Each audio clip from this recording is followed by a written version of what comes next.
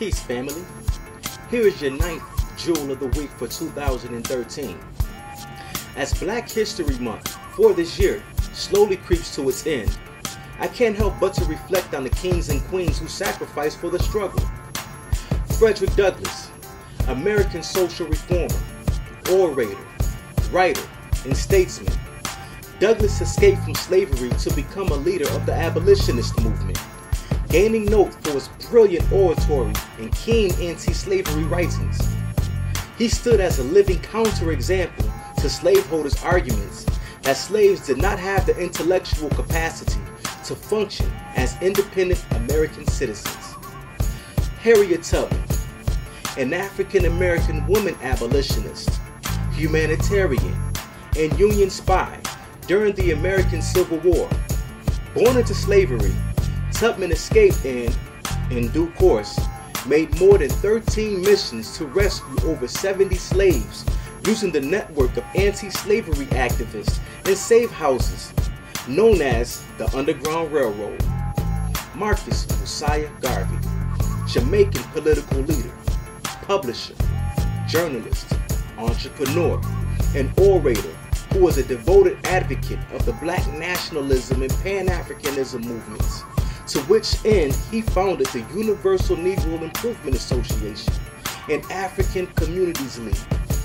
We also have Malcolm X, Assata Shakur, Martin Luther King, Huey Newton, Stokely Carmichael, and many others who were instrumental in the Black liberation movement during the 60s and 70s. But what about our ancient ancestors who was never talked about?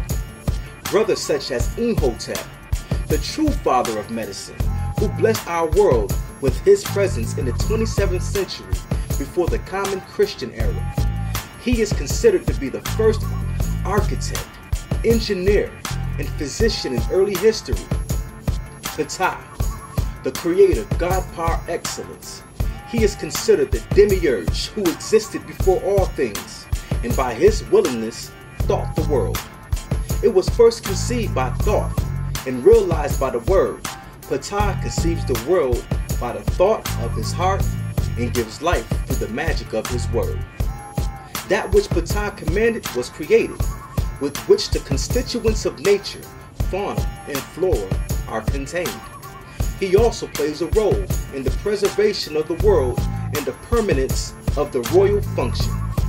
Hatshepsut, meaning foremost of noble ladies. She was the 5th pharaoh of the 18th dynasty of ancient Kemet.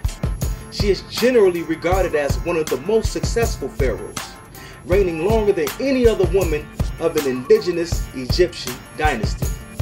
She is also known as the first great woman in history of whom we are informed. We must ask ourselves, why aren't we taught this piece of history in our public schools? Why is it a secret to hide from us at an early age, but instead teach us about slavery and bondage? Could it be, as the great elder Ashwa Kwesi once said, someone knows something about you that they don't want you to know? Something to think about.